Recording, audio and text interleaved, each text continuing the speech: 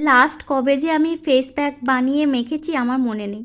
এখানে একটু tomato great করে নিয়েছি, লেবু আর বেসন দিয়ে একটা ফেস প্যাক ইউজ করব। লেবু খুব ভালো আমার স্কিনে কাজ করে আর কি, ভীষণ ভালো ট্যান ক্লিন করে।